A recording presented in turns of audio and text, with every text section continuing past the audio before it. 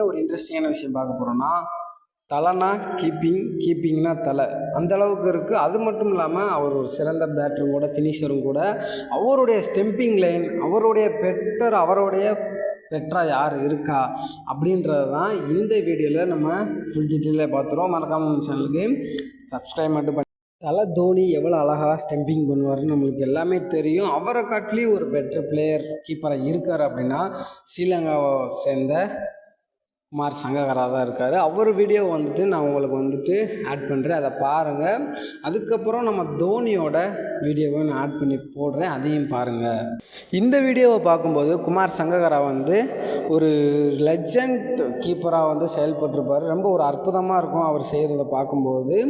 அதுக்கப்புறம் பார்த்தோம்னா நம்ம தலை தோனி அவருடைய விக்கெட் கீப்பிங் பார்க்கும்போது எப்படி இருக்குன்னு தெரியுமா? அந்த லெவலில் இருக்கும். யார் இறங்குறதுனாலும் யோசிப்பாங்க.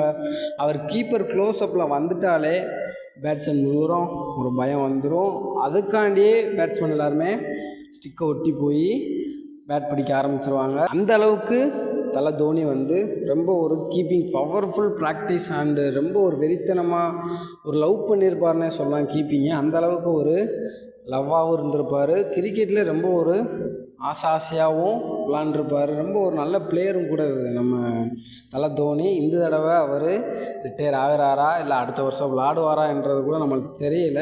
ஆனால் செம்ம ஒரு குவாலிட்டி கீப்பராகவும் செயல்பட்டிருக்கார் நம்ம இந்தியன் டீமுக்கு. அதுக்கப்புறம் கேப்டனாகவும் செயல்பட்டிருக்காரு.